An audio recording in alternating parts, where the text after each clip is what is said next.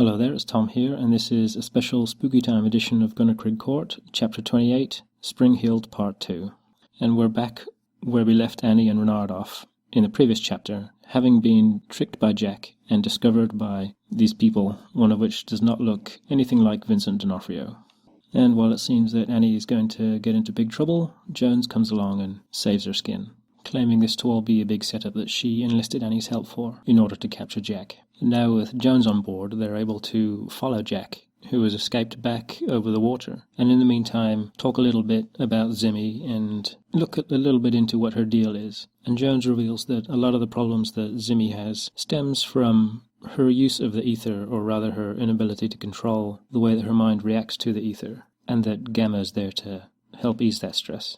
Once they reach the shore, this is one of my favourite pages of Jones. At this point, it's still not revealed exactly what she is, and I had good fun drawing this page, because it left a lot of hints as to her nature, but it was also just fun to draw her casually putting her arm through a solid wall.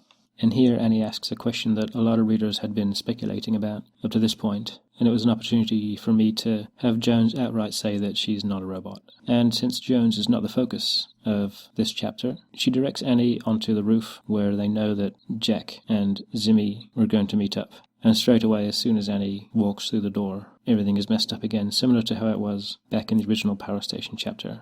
And I say this fairly often, but the backgrounds in this section are directly based off of reference photos from Birmingham City Centre, which I used to walk around pretty much daily since I worked in the centre of town. Sometimes I would go about taking reference shots of interesting little alleyways and nooks and crannies. This one, for example, not a particularly interesting background, since it's dominated by this brick wall here, but it is directly based on a section of road that I had to walk through, just before the library subway. I used to have to walk past here every day to get to work. And in the meantime, we're getting a little glimpse as to how Gamma might calm Zimmy with a constant drone of talking in her head.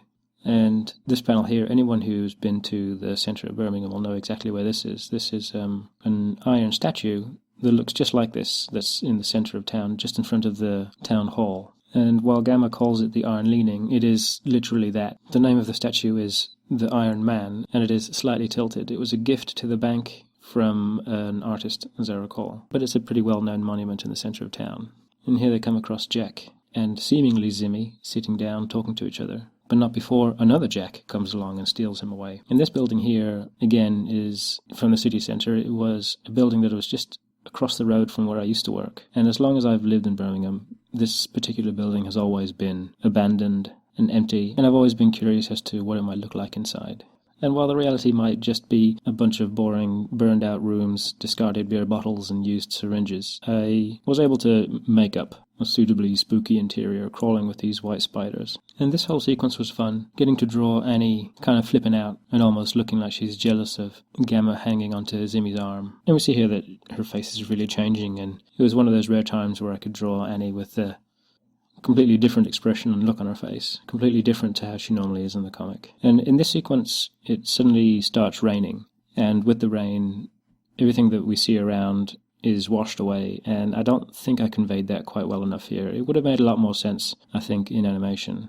And it was just a callback to when it rained last time in the Power Station chapter. And while it didn't calm Zimmy down that time, this time it did, and washed all of the illusions away and revealed that Zimmy and Annie had actually switched places. Another thing that I think I could have been a bit clearer about, but reading back over it again, I guess it's not too bad. But with Zimmy a bit more composed, she's able to deal with the situation, and there's a white spider guy. And this little sequence here, I just wanted to convey that Gamma was making sure Zimmy stopped and explained, and said thanks and everything, showing that Gamma tries to influence Zimmy to do the right thing when she can.